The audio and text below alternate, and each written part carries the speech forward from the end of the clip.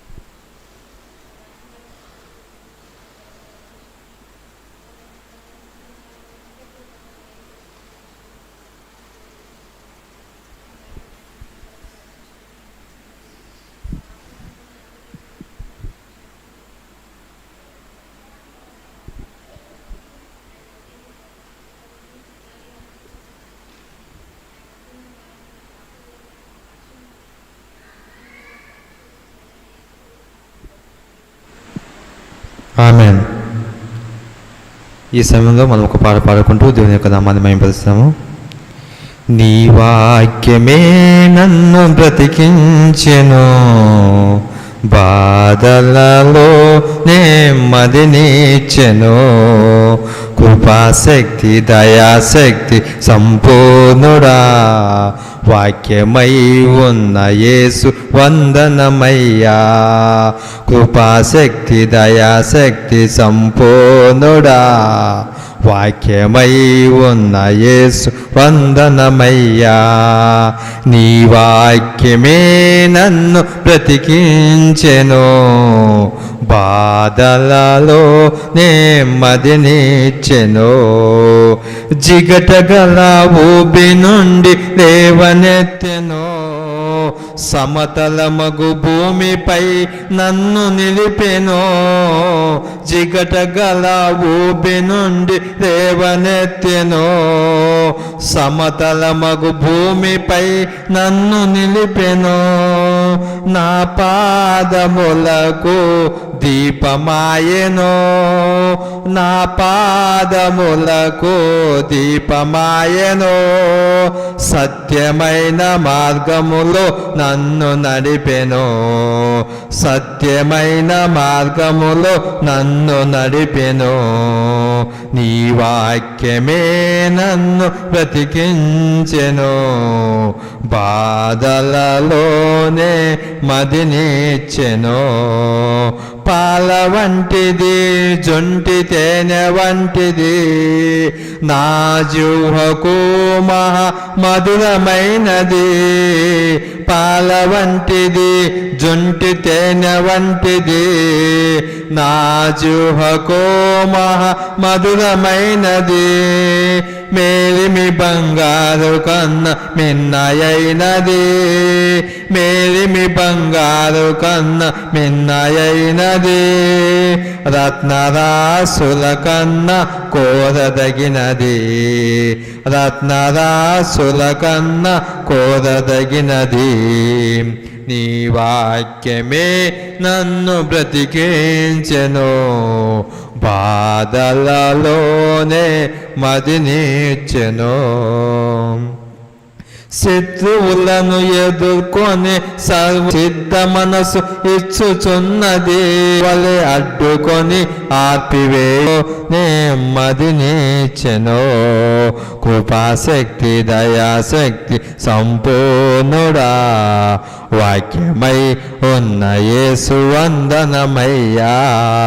నీ వాక్యమే నన్ను బ్రతికించెను, బాధలలో నెమ్మదినిచ్చెను.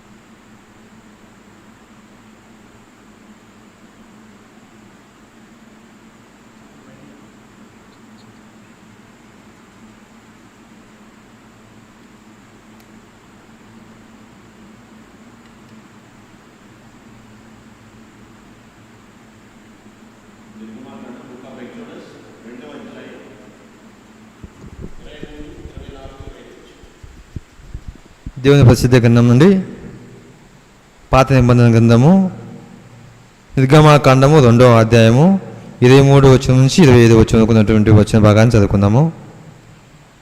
అలాగున అనేక దినములు జరిగిన మీదట ఐగుప్తు రాజు చనిపోయాను. ఇశ్రాయేలీయులు తాము చేయుచున్న వెట్టి పనులను బట్టి నిట్టూర్పు విడుచుచు మొదపెట్టుచుండగా తమ వెట్టి పనులను బట్టి వారు పెట్టిన మొద దేవుని ఎదుగు చేరను. కాగా దేవుడు వారి మూలుగును విని అబ్రహాము, ఇస్సాకు, యాకోబులతో తాను చేసిన నిబంధనను జ్ఞాపకం చేసుకున్నాను. దేవుడు ఇశ్రాయేలీయులను చూచెను, దేవుడు వారి యందు లక్ష్యముంచెను. దేవుడు తన ప్రసిద్ధ వాక్యం దీవించును గాక. ఈ సమయంలో సంఘం అంతయు కూర్చునండి. ఈ సమయంలో మనము వాక్యభాగం నిమిత్తం ప్రార్థన చేసుకుందాము. మహాపరిశుద్ధుడు కృపగల దేవా, మీకు అనేక వందనాలయ్యా.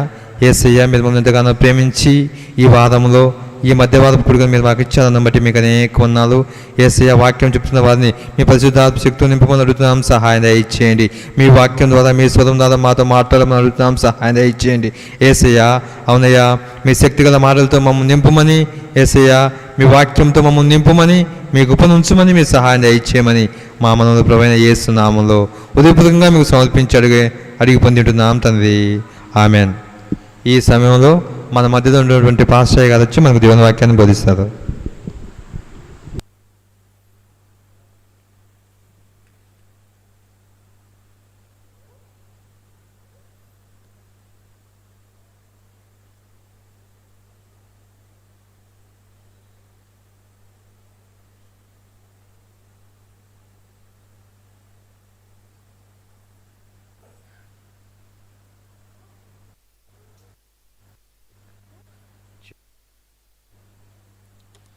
Praise the Lord.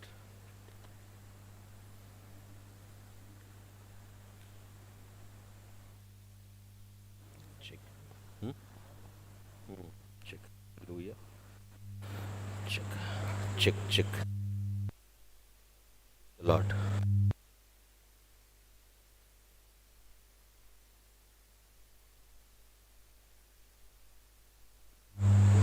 Hallelujah. దేవుని పరిశుద్ధ నామమునకు మహిమ కలుగును గాక. ప్రభు అయిన యేసుక్రీస్తు నామముల ఈ యొక్క మిడ్వీక్ సర్వీస్కి విచ్చేసిన మీ అందరికీ హృదయపూర్వక వందనాలు తెలియచేస్తూ ఉన్నాను.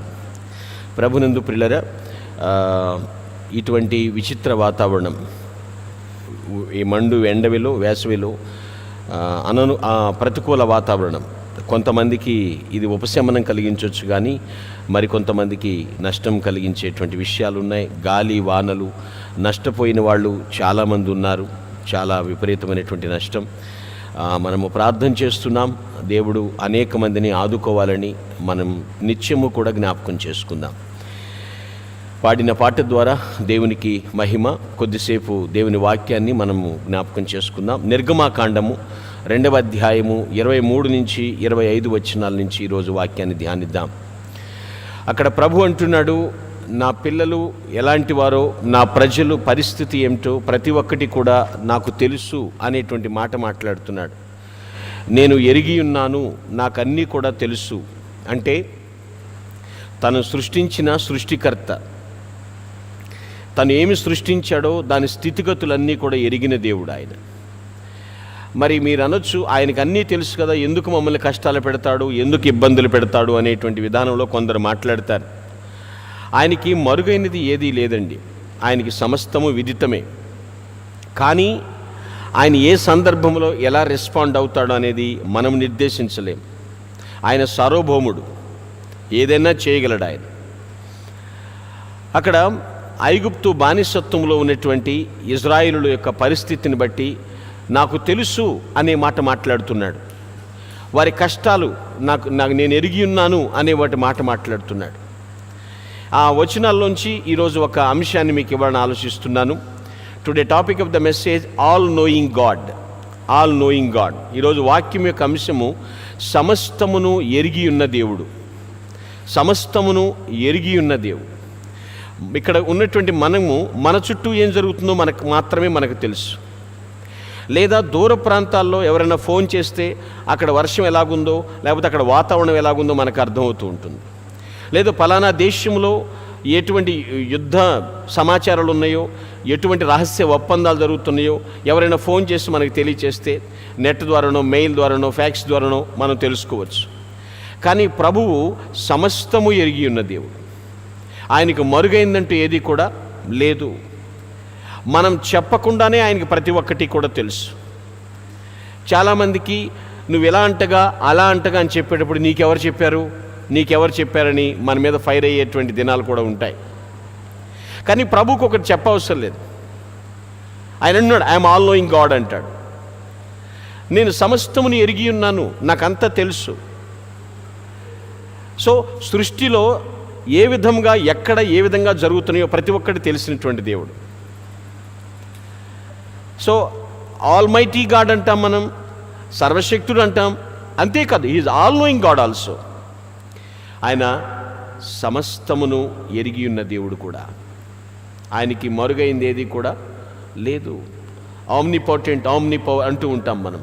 ఆయన ఏదన్నా చేయగలిగినటువంటి దేవుడు. ఈ మాటను ఒక మోషే ద్వారా మాత్రమే రాయించలేదు. One of the major prophet జిర్మియాతో కూడా దేవుడు మాట్లాడతాడు. ఇర్మియా గ్రంథం 29వ అధ్యాయం 11వ వచనం చదువుకుందాం ఒకసారి. Book of Jeremiah chapter 29 verse 11. Please read. ఇర్మియా 29:11.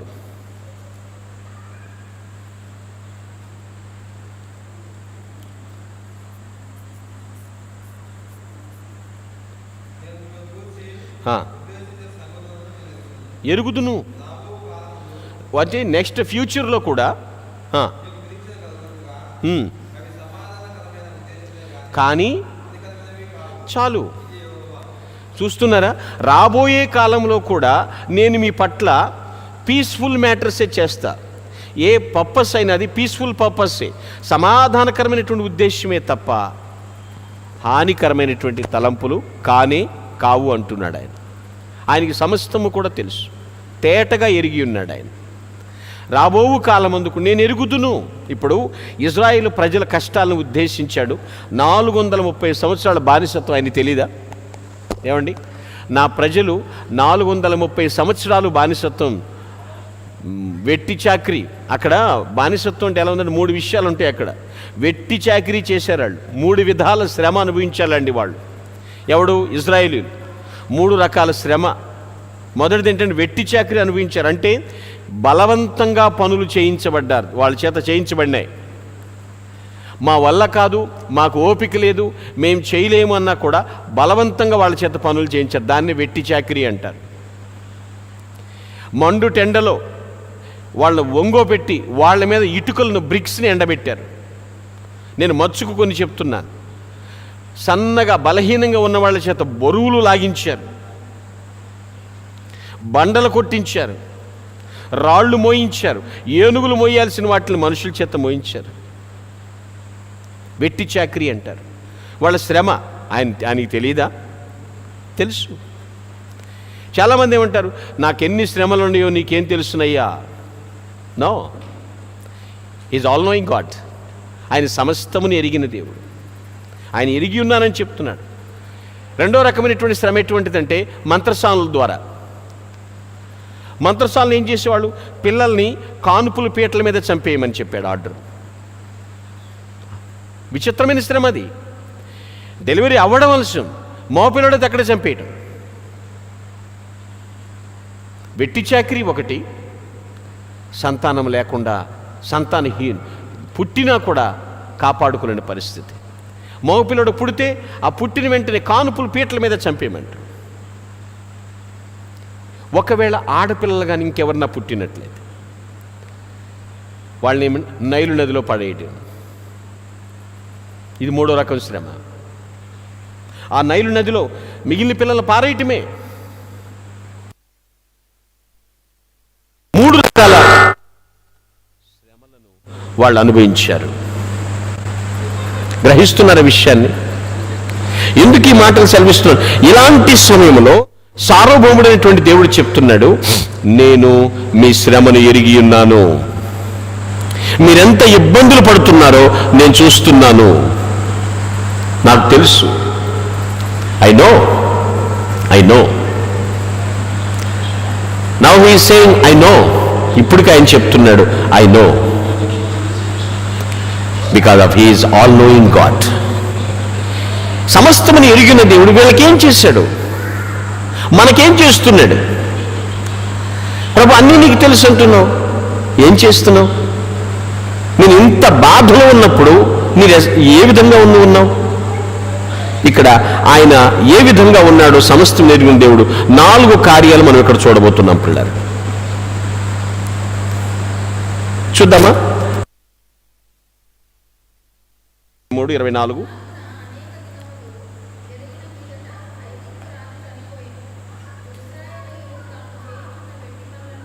యా,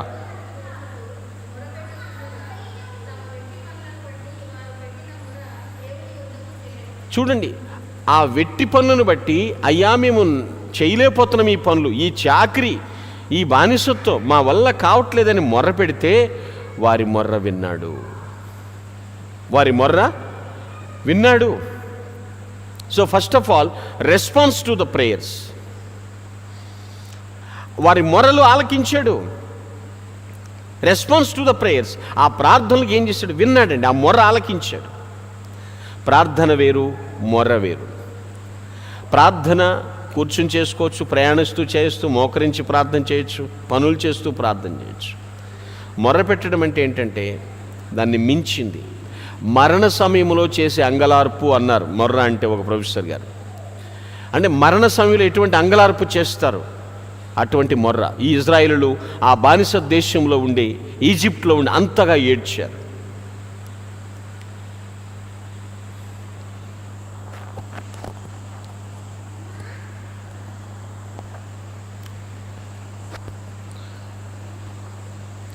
అటువంటి ఇబ్బందికరమైనటువంటి పరిస్థితులు, ఆ మొరను దేవుడు విన్నాడు.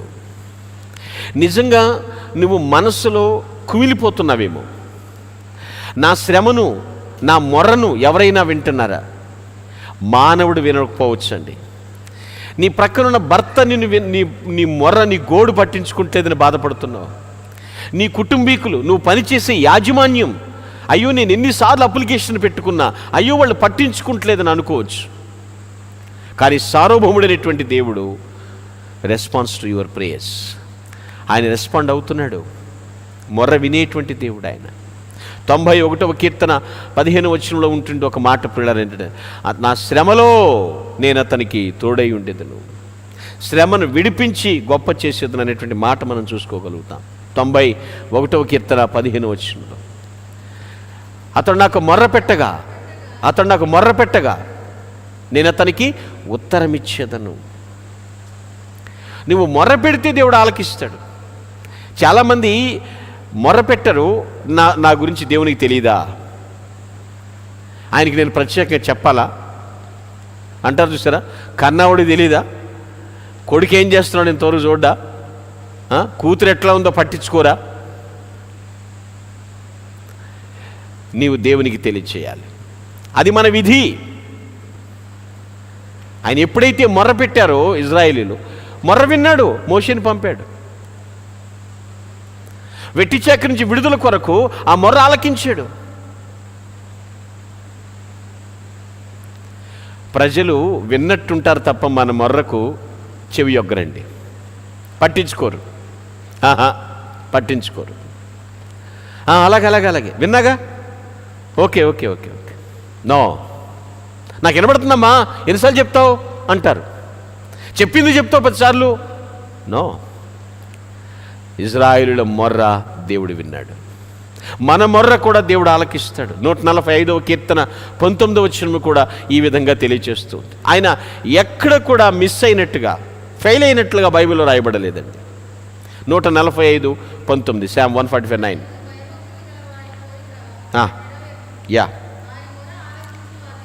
వారి మొర్ర ఆలకించి వారిని రక్షించు.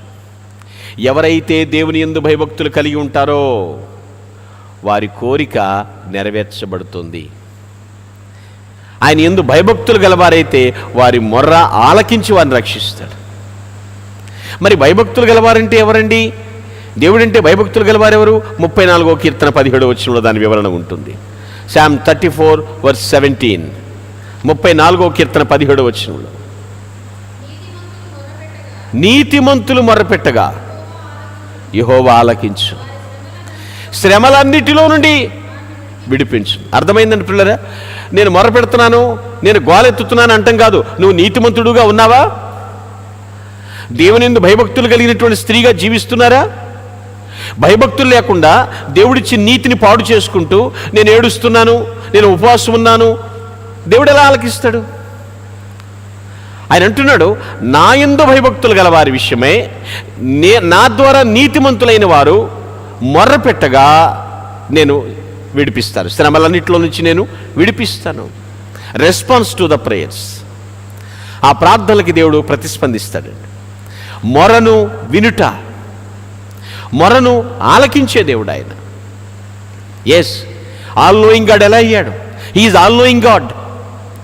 సమస్తమును ఎరిగి ఉన్న దేవుడు నేను ఎలాగ ఆయన్ని సర్టిఫై చేస్తున్నానంటే, ప్రభునందు పిల్లరా, ఈ రెస్పాన్స్ టు ద ప్రేయర్స్. ఆయన ఖచ్చితంగా ప్రార్థనలకు జవాబిచ్చే దేవుడు, మొర్రను ఆలకించే దేవుడు. మొర్ర పెడుతున్నాననే వంకతో గుర్రు పెట్టకూడదు. అబ్బో నేను దేవుడి సన్నిధిలో ఏడుస్తున్నాను, భయభక్తులు లేకుండా దేవుడిచ్చే నీతిని కాపాడుకోకుండా అపవిత్రపరుచుకుంటూ నేను మొర్ర పెడుతున్నానంటే దేవుడు మెచ్చడండి. Yes, be righteous, be righteous, నీతిమంతులుగా ఉండు. బీ ఫియర్ఫుల్, భయభక్తులు కలిగి ఉండు. అప్పుడు మొర్రపెట్టు, దేవుడు నీ మొర్ర ఆలకిస్తాడు, రెస్పాండ్ అవుతాడు ఆయన. Response to the prayers. Secondly, రెండో విషయం చూద్దాం. Come to our text, exodus 2:24.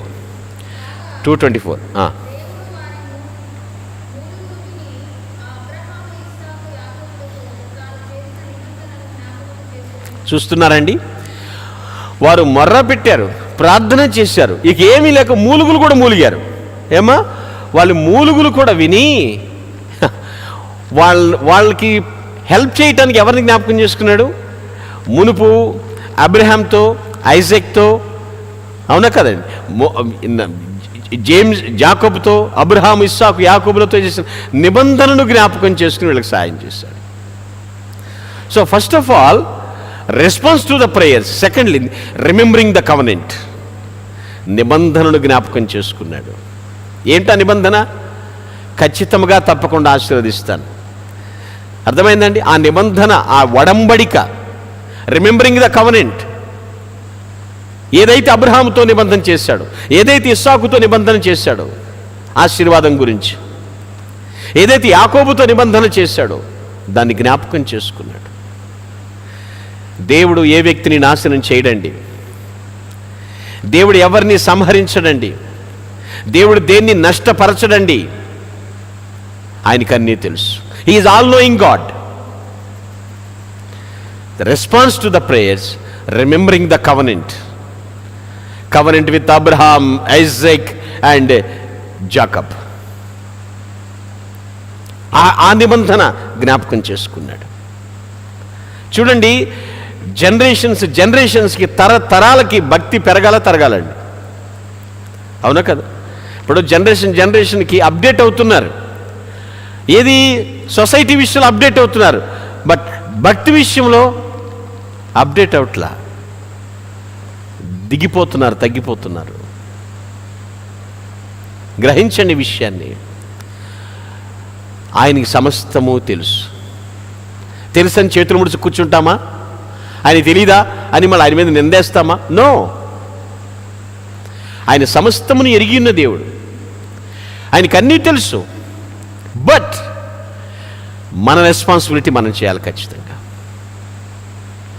ఆయన రెస్పాండ్ అవుతున్నాడు మన ప్రేయర్కి. కేవలము నాట్ ఓన్లీ ఫర్ ఇజ్రాయెల్ మొర్ర మాత్రమే వింటాం కాదు, మన మొర్ర కూడా వింటాడు. Yes, he responded for our prayers also. మన ప్రార్థన కొరకు కూడా ఆయన రెస్పాండ్ అవుతున్నాడు. Secondly, remembering the covenant. నిబంధనను జ్ఞాపకం చేసుకున్నాడు. Book of Isaiah chapter 49, 14-15 verses. యెషయా గ్రంథం 49వ అధ్యాయం 14-15 వచనాలు.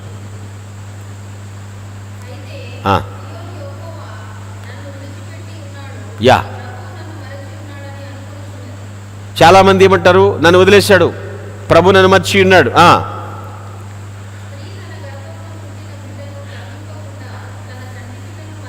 మరచునా?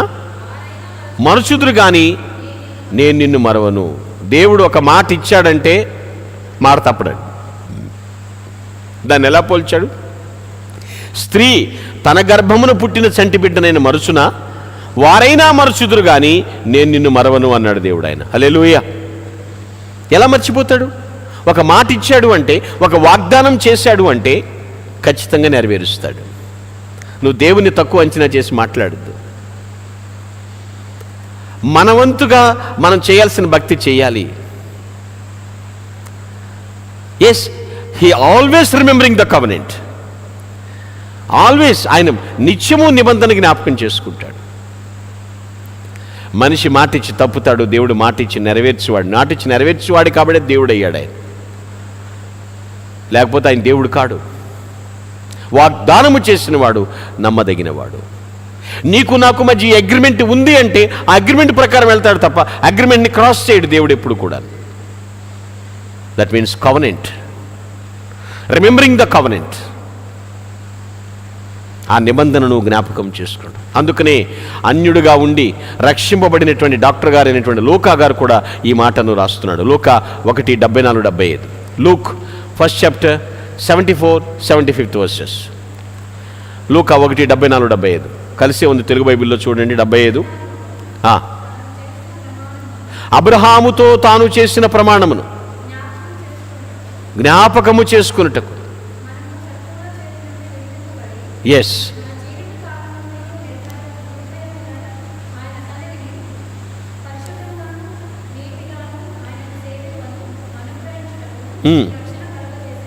ఎస్, ఆయన మనల్ని జ్ఞాపకం చేసుకున్నాడు కాబట్టే మనకి ఈ రక్షణ వచ్చింది.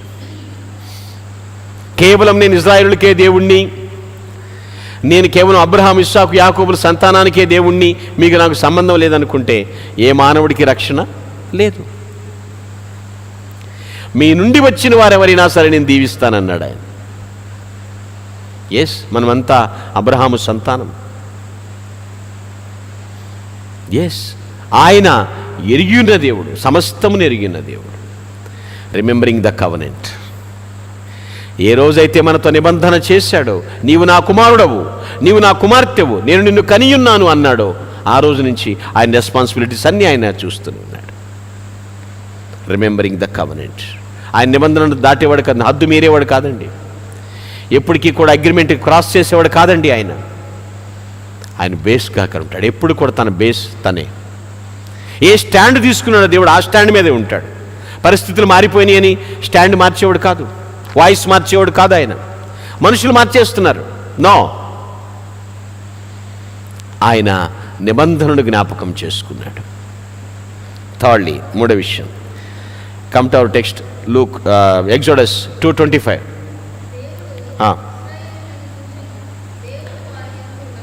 ఇజ్రాయేలీయులను చూచెను. చూడటం కూడా పెద్ద విషయం అంటొచ్చు. చూచెను అంటే అర్థం ఎంత ఉందో తెలుసండి. అక్కడ ఆయన ఫీల్డ్లోకి దిగాడు, అర్థమవుతున్న విషయం. ఆయన ఏదో ఆకాశం నుండి చూచెను అంటే అర్థం ఏంటో తెలుసా అండి? వాళ్ళు ఏదైతే మొర్ర పెట్టారో, దేనికోసమైతే వాళ్ళు అడుగుతూ ఉన్నారో, వాళ్ళు ఇజ్రాయెల్ను చూచెను. So thirdly, reaction and the position. పరిస్థితిని ఏం చేశాడండి? చూచాడు, రియాక్ట్ అయ్యాడు ఆయన. వీళ్ళు యాక్ట్ ఏంటి? వీళ్ళ యాక్ట్ క్రేవ్, ప్రార్థన చేస్తున్నారు, ఏడుస్తున్నారు. వీళ్ళు యాక్ట్ ఇజ్రాయెల్, అయ్యా మేము వెట్టి చాకరీ చేస్తున్నాం, మేము బానిసలుగా ఉన్నాం, మేము ఇబ్బందులు పడుతున్నాం, మమ్మల్ని విడిపించండి, ఎలాగోలా తప్పించండి అంటుంటే ఆయన రియాక్ట్ అయ్యాడు. రియాక్షన్, ద పొజిషన్, ఆ పరిస్థితిని చూశాడు. అయ్యో ఎన్నిసార్లు ప్రార్థన చేసినా రియాక్ట్ అవడే అంటారు కొంతమంది. ఎన్ని ఉపవాసాలున్నా ఆయన రియాక్ట్ అవడే, ఎందుకు ఎవడు? ఆయన అంటాడు, ఎప్పుడు నేను రంగంలోకి దిగాలో నువ్వు నాకు చెప్పాల్సిన పని లేదు రే అంటాడు ఆయన. అవునా కాదు? లాజరు చనిపోయినప్పుడు వెంటనే రాలా, ఎవరు? క్రీస్తు. కానీ వాళ్ళ సోదరి వచ్చే ఉంటుంది, తర్వాత వస్తే, అయ్యా నువ్వు వచ్చుంటే, నువ్వు ఉండుంటే మా సోదరుడు చచ్చిపోయేవాడు కాడయ్యా, నువ్వు అప్పుడే వచ్చుంటే. ఆయన ఎప్పుడు రంగంలో దిగాలో కూడా మనమే నిర్దేశిస్తామా?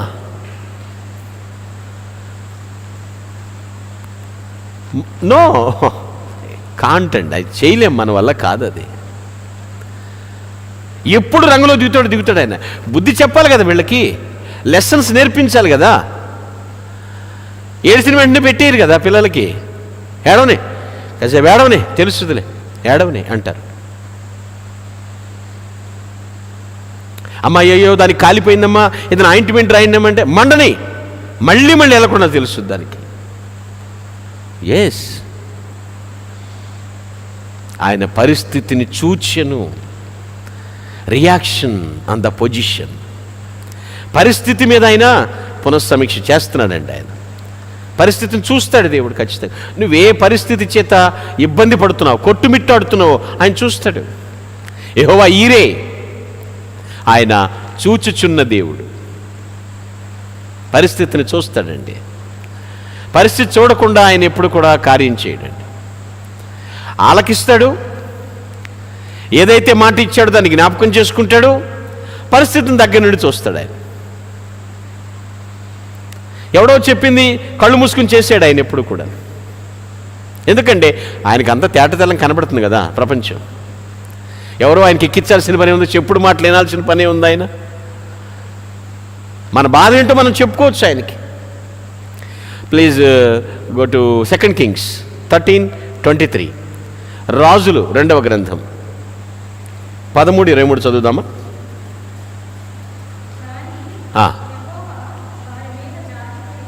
వారి మీద జాలిపడి వారి యందు దయించి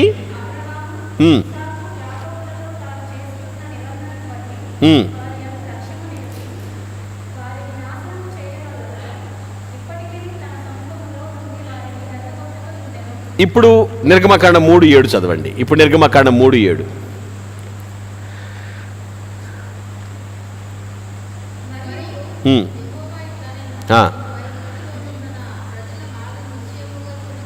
చూడండి, ఐగుప్తులో ఉన్న నా ప్రజల బాధను నిశ్చయముగా నేను చూచితిని.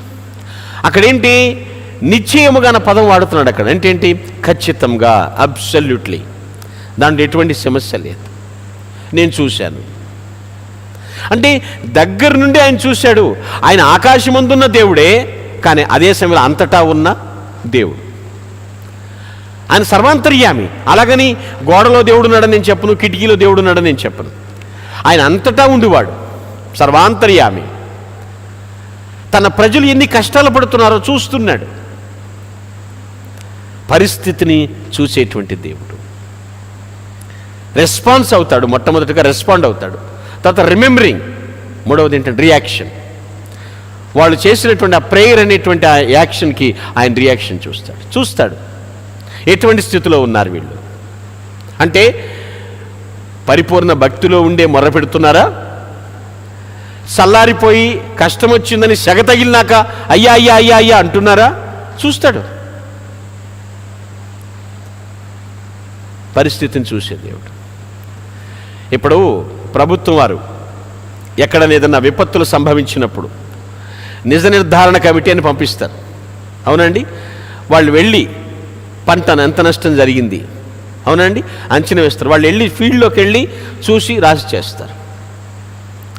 వాళ్ళు ఎలా చేస్తారో నాకు తెలియదు, కానీ దేవుడు మాత్రం ఖచ్చితంగా పరిస్థితిని చక్కగా చూసేటువంటి దేవుడు.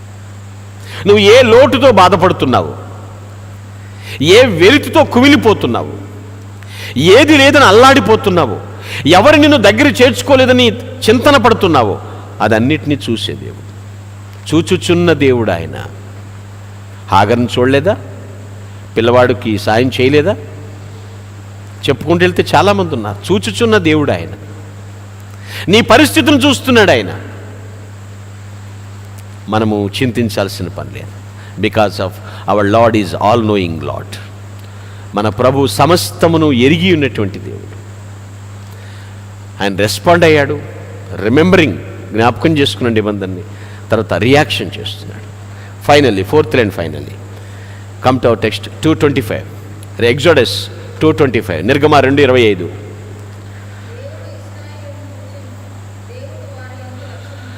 దేవుడు వారి యందు లక్ష్యముంచెను. చూడటం వేరు, లక్ష్యముంచటం వేరు. So fourth and finally, respect unto their cry. Respect. వాళ్ళ యొక్క ఆ ఏడుపుని లక్ష్యముంచాడు, రెస్పెక్ట్ చేశాడు. కరెక్టే, నిజమే. మీరు నిజంగానే శ్రమిస్తున్నారు, బాధపడుతున్నారు. రెస్పెక్ట్ చేశాడు. లక్ష్యముంచాను అంటే అది అర్థం అక్కడ అది అనమాట. కాన్సన్ట్రేట్ చేశాడు. మన బాధను చూసి సాయం చేస్తే దాన్ని గౌరవించినట్టే. మన కష్టాన్ని చూసి కష్టం నుంచి బయటికి లాగితే దాన్ని గౌరవించినట్టే. అది రెస్పెక్ట్. రెస్పెక్ట్ అంటూ దేర్ క్రై. వారి ఏడుపుని ఏం చేశాడండి?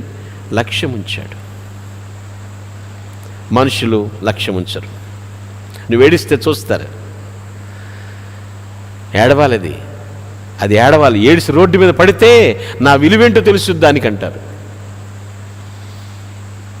దేవుడు అలాగ అవమానాల పాలు కానివ్వడండి.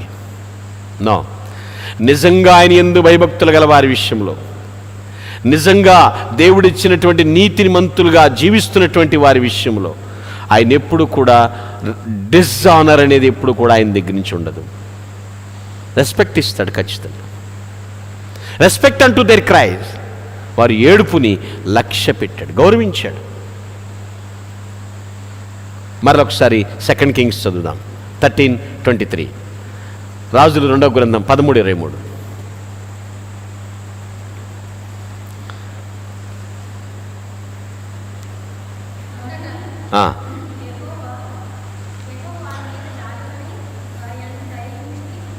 జాలిపడి దయించి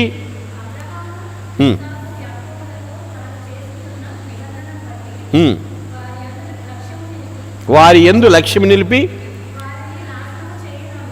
నాశనము చేయకుండా. చూస్తున్నారా? తన సన్నిధి నుంచి తోసేయకుండా ఉంచుకున్నాడు. ఎప్పటికీ కూడా తన సన్నిధిని ఉండిపోయేటట్టుగానే వెళ్ళగొట్టకుంటలేదు. తప్పు తెలుసుకుని బుద్ధి తెచ్చుకున్న వారిని దేవుడు తోసేస్తాడా? తప్పిపోయిన కుమారుడు బుద్ధి వచ్చినప్పుడు, తిరిగి వచ్చినప్పుడు మళ్ళీ తోసేశాడా? చిచి, నీ బతుకింతే, నీ బుద్ధింతే, పో, రావద్దు అన్నాడు. వాటా పంచుకుని వెళ్ళిపోయి ఆస్తిలో స్నేహితులతో తాగి తగలేసి నాశనం చేసుకుని కూటికి దిక్కులేక రోడ్డున పడి పందులు కాయటానికి కూడా కూలికి చేరి వాడు పెట్టే ఫుడ్ చాలక తరిమి పందులతో కలిసి తాను ఒక పందిలాగా శుద్బాధ కోసం తింటుంటే పందుల యజమాని కొట్టి, నా పందులు బక్క చిక్కిపోతున్నాయి, వాటి ఫుడ్ నువ్వు తినేస్తున్నావు అని రోడ్డు మీద తగిలేస్తే తండ్రి గుర్తొచ్చాడు. నా తండ్రి దగ్గర ఒక పనివాళ్ళలాగా చేరతానని వచ్చేస్తే దేవుడు తోసేశాడా? తండ్రి తోసేశాడా అండి? లేదు. నువ్వు పనివాడిగా ఉండడం ఏంట్రా, నా వారసుడివే, నువ్వు బుద్ధి తప్పు తెలుసుకున్నావు, తిరిగి వచ్చావు అని తన దగ్గరే పెట్టుకున్నాడు తండ్రి. తన సముఖము నుండి తోసివేయలేదు. జాలిపడే దేవుడు అండి ఆయన, కనికరించే దేవుడు. ఏ మాట ఇచ్చాడో ఆ నిబంధనను జ్ఞాపకం చేసుకునే దేవుడు. తోసివేయలేదు. లక్ష్యము నిలిపే దేవుడు. మన మీద లక్ష్యం ఉంచుతాడు. రెస్పెక్ట్ అంటూ దేర్ క్రై. వారి యొక్క ఏడుపును లక్ష్యం ఉంచాడు.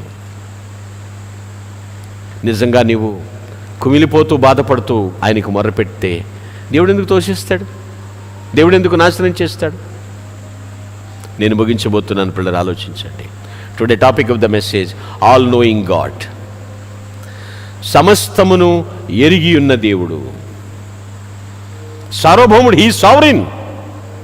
ఏం చేశాడు? 4 things, 4 విషయాలు చెప్పాను. First of all, response to the prayers. వాళ్ళ ప్రార్థన చేసినప్పుడు ఏం చేశాడండి? మొర్ర విన్నాడు. Secondly, remembering the covenant. ఏ నిబంధన చేశాడో దాన్ని జ్ఞాపకం చేసుకున్నాడు. మాట ఇచ్చాడు, జ్ఞాపకం చేసుకున్నాడు. Thirdly, reaction to the position. ఆ పరిస్థితిని చూశాడు, రంగంలోకి దిగాడు ఆయన. దగ్గర నుండి చూశాడు, ఆయన రియాక్షన్ అయ్యాడు. ఫోర్త్ అండ్ ఫైనల్లీ రెస్పెక్ట్ అంటూ దేర్ ప్రేయర్స్ ఆర్ క్రై. వాళ్ళు ఏడుపుని ఏం చేశాడు? లక్ష్యం ఉంచాడు. మనిషి ఇన్ని పనులు చేయడండి. చూస్తాడు, నాకెందుకు, వీళ్ళకి సాయం చేస్తే నాకేమొస్తుంది.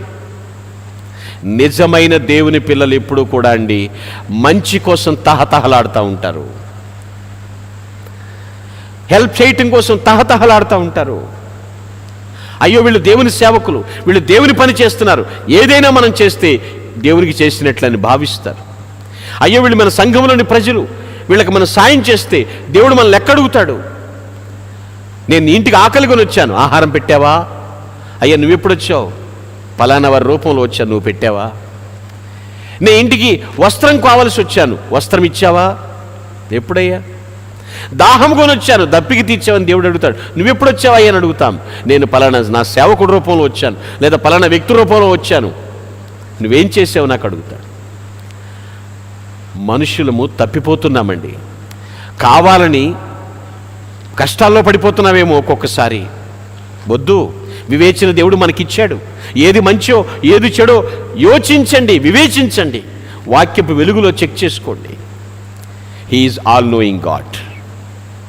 ఆయన దగ్గర నుంచి మనకి రెస్పాన్స్ ఉంటుంది, రిమెంబరెన్స్ ఉంటుంది, ఆయన దగ్గర నుంచి మనకి రియాక్షన్ ఉంటుంది, రెస్పెక్ట్ కూడా ఉంటుంది. దేవుడు మనకి రెస్పెక్ట్ కూడా ఇస్తున్నాడు.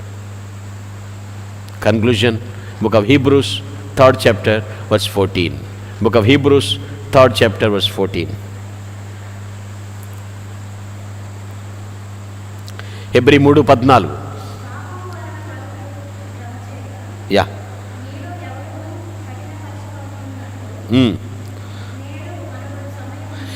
ఈరోజు అనేటువంటి ఈ టైం ఉండగానే ప్రతిరోజు కూడా ఏం చేయాలంటే ఒకరికొకరు బుద్ధి చెప్పుకోవాలి. ఒక ఇంట్లో ఇద్దరే ఉండొచ్చు, ముగ్గురే ఉండొచ్చు, ఒకరికొకరు ఏం చేయాలండి? బుద్ధి చెప్పుకోవాలి. అది తప్పు, వాక్యం అలా చెప్పలేదు, ఎలా ఉండాలి. ఒకరు లిమిట్స్ క్రాస్ చేస్తుంటే ఇంకొకరు సరి చేసుకోవాలి. కష్టాలు కొని తెచ్చుకోవద్దు. ఎప్పటికప్పుడు చిన్నోళ్ళైనా పెద్దోళ్ళు, పెద్దోళ్ళమైనా చిన్నోళ్ళు ఎవరు చెప్పినా వినాలి. మంచి అయితే నువ్వేం నాకు చెప్పేది అనకూడదు. ఎప్పుడు కూడా తెలియని సంగతులు ఎవరు చెప్పినా విధేయతతో నేర్చుకోవాలి. ఆయన అన్నీ ఎరిగిన దేవుడు. నీకేది మంచో ఏది చెడో, ఏది ఇవ్వాలో ఏది ఇవ్వకూడదు ఆయనకి తెలీదా? సమస్తము తెలుసు. ఎప్పుడేది ఇవ్వాలో కూడా ఆయనకి తెలుసు. నాకు ఇప్పుడే ఎందుకు అలాగూ? తన భక్తుల కోరిక ఆయన నెరవేర్చునన్నమాట రాసు. అదేంటంటే అవసరాలు కదా. భక్తుల కోరికలు కూడా ఎప్పుడు తీర్చాలో అప్పుడు తీరుస్తాడు. ఇప్పుడే తీర్చే అనకూడదని మన దేవుణ్ణి. ఏ సమయానికి ఏది నీ వాకిట్లో పెట్టాలో ఆయన పెడతాడు. ఆయన దేవుని స్తోత్రం. ఆయన ఇవ్వగలడండి. ఆయన John 10:15 and 27th verse also. యోహాను 10:15 వచనం.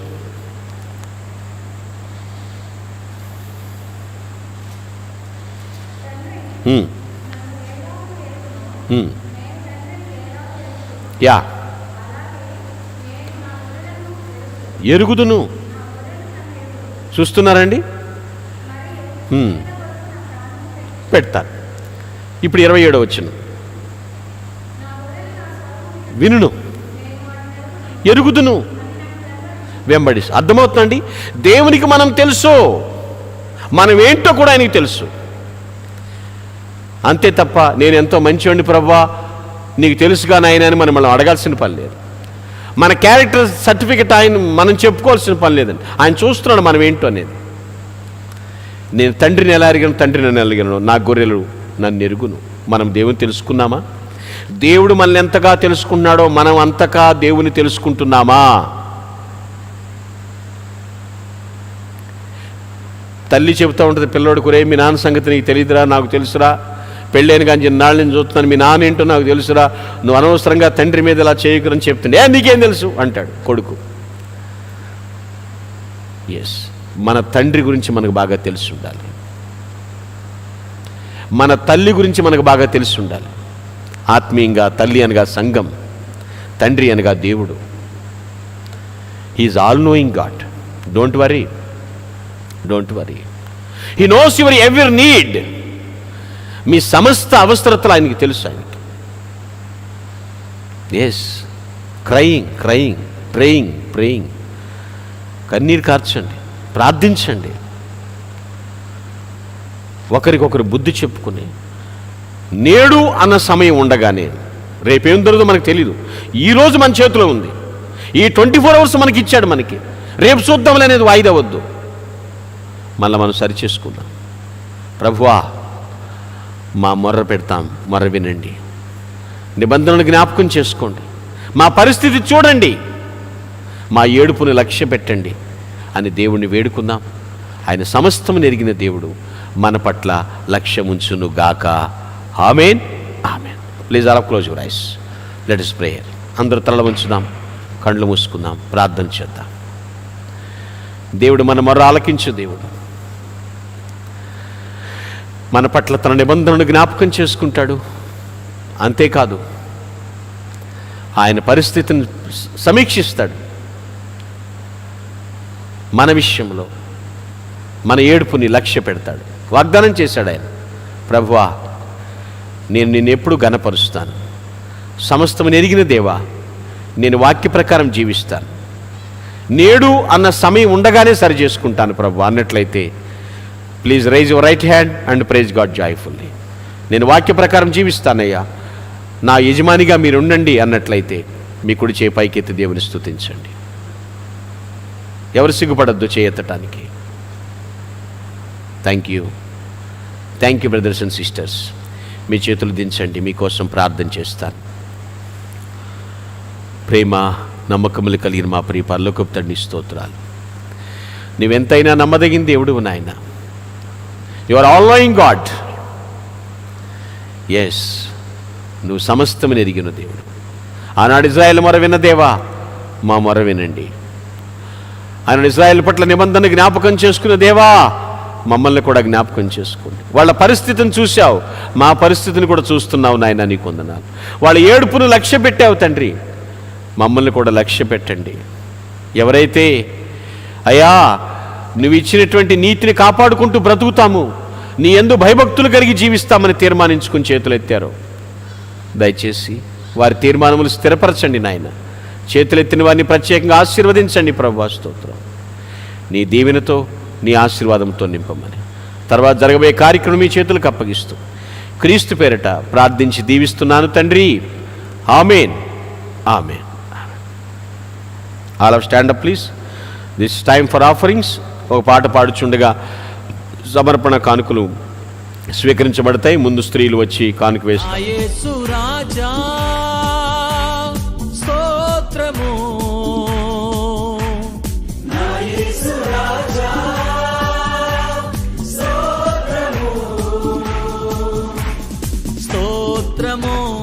స్తోత్రము నే జీవించుదాక ప్రభు. స్తోత్రము స్తోత్రము నే జీవించుదాక ప్రభు. నా యేసు రాజా స్తోత్రము, నా యేసు రాజా స్తోత్రము, స్తోత్రము నే జీవించుదాక ప్రభు. స్తోత్రము స్తోత్రము నే జీవించుదాక ప్రభు. పిలచెడి వారికెల్లా దరిలోనున్నవాడా, పిలచెడి వారికెల్లా దరిలోనున్నవాడా, మనసార పిలిచే స్వరములు వినిన విడుదలనిచ్చువాడా, మనసార పిలిచే స్వరములు వినిన విడుదలనిచ్చువాడా, నా యేసు రాజా స్తోత్రము, నా యేసు రాజా స్తోత్రము, స్తోత్రము. సంఘ ప్రకటనలు. వచ్చే పునరుత్థాన దినమున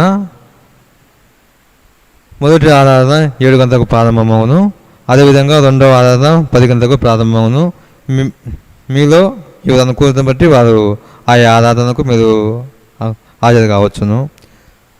ఈ సమయంలో సంఘం అంతా లేచినప్పుడండి మనము ముగింపు ప్రార్థన చేసుకుందాము. మన మధ్యలో ఉన్నటువంటి బాబాన్న గారు వచ్చి ముగింపు ప్రార్థన చేస్తారు.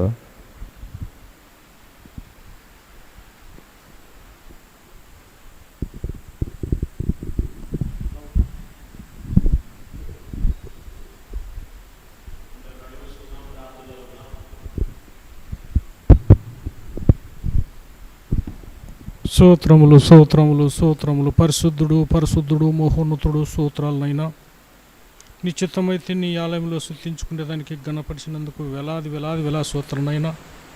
సుడు తండ్రి, ఇప్పుడు వాక్యం ఎత్తబడిన వాక్యం అనుగ్రహించినందుకు కూడా వేలాది స్తోత్రనైనా.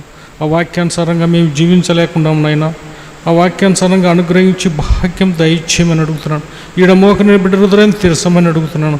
ఆ బిడ్డలను ముట్టండి తండ్రి, ఆ బిడ్డలు హృదయం తెరిసే భాగ్యం దయచేయమని అడుగుతున్నాను. నేను ఎల్లప్పుడూ స్తుతించేదానికి ఘనపరిచేదానికి ప్రతి ఒక్క బిడ్డకు అనుగ్రహించి భాగ్యం దయచేయండి. పరీక్షల కోసం పాస్పోర్ట్ బిడ్డలు తీర్చూడండి తండ్రి, వాళ్ళను అనుగ్రహించి భాగ్యం దయచేయండి. వాళ్ళను ఉత్తీర్ణం చేసే భాగ్యం దయచేయండి. వాళ్ళ జ్ఞానానికి జ్ఞాపశక్తి ఇచ్చే భాగ్యం దయచేయండి. ఎల్లప్పుడూ స్తుతించేదానికి మాకు సమయం అనుగ్రహించండి తండ్రి. ఎక్కడున్నా ఏ స్థితిలోనే నిన్ను తలుచుకునే భాగ్యం దయచేయండి. ఇప్పుడు నీ చిత్తానుసారంగా అనుగ్రహించి భాగ్యం దయచేయమని అడుగుతాను. ఈ కానుకలను కూడా దీవించండి, వాళ్ళను కూడా ముట్టి భాగ్యం దయచేయండి. ఇప్పుడు నీ బిడ్డగా అనుగ్రహించి భాగ్యం దయచేసినందుకు ఈ ఆరాధన అంతం వరకు నువ్వే ముందడుగుండి భాగ్యం దయచేసి నీ ఆదిని అంతం వరకు నువ్వే నడిపించే భాగ్యం దయచేయమని మా కొరకు కల్వరికి రక్తం చెందించిన నజరుడైన యేసు నామమున అడుగుతున్నాం తండ్రి. పరమ తండ్రి అయిన దేవుని ప్రేమ, ప్రభు అయినటువంటి యేసు క్రీస్తు వారి కృప మరియు పరిశుద్ధాత్మని అన్యోన్య సహవాసము, నిత్య సమాధానము కూడిన మనకు మనతోటి సకల పరిశుద్ధులకు, ప్రత్యేకంగా దేవుని వాక్య ప్రకారం నేను జీవిస్తాను అని తీర్మానించుకున్న ప్రతి ఒక్కరికి ఇప్పుడు ఎల్లప్పుడూ ప్రభు రాకడ పర్యంతరం సదా తోడే ఉండి కాపాడి నడిపించి ఆశీర్వదించునుగాక. ఆమేన్, ఆమేన్, ఆమేన్. మంచిది ప్రియులారా, మళ్ళీ మనము సండే సర్వీసెస్లో కలుసుకుందాము. Sunday services first service 7 o'clock ఉంటుంది, నెక్స్ట్ సర్వీస్ 10 o'clock ఉంటుంది. ఓన్లీ 2 ఆరాధనలు మాత్రమే, 2 సర్వీసులు మాత్రం జరుగుతాయి. దీన్ని దృష్టిలో పెట్టుకోండి. పై ఆదివారం మాత్రము స్టూడెంట్స్ వెళ్ళిపోయిన తర్వాత దాన్ని బట్టి నేను నెక్స్ట్ ఆదివారం అనౌన్స్మెంట్ చేస్తాను. ఓకే, థ్యాంక్ యూ వరండా. యేసు రాజా స్తోత్రము, యేసు రాజా స్తోత్రము, స్తోత్రము స్తోత్రము నే జీవించుదాక ప్రభు. స్తోత్రము స్తోత్రము నే జీవించుదాక ప్రభు. నా యేసు రాజా స్తోత్రము, నా యేసు రాజా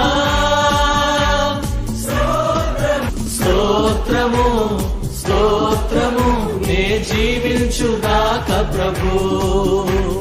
స్తోత్రము స్తోత్రము నే జీవించుదాక ప్రభు. పిలచెడి వారికెల్లా దారిలోనున్నవాడా, పిలచెడి వారికెల్లా దారిలోనున్నవాడా, మనసార పిలిచే స్వరములు వినిన విడుదలనిచ్చువాడా, మనసార పిలిచే స్వరములు వినిన విడుదలనిచ్చువాడా, నా యేసు రాజా స్తోత్రము, నా యేసు రాజా స్తోత్రము, స్తోత్రము స్తోత్రము నే జీవించుగాక ప్రభు.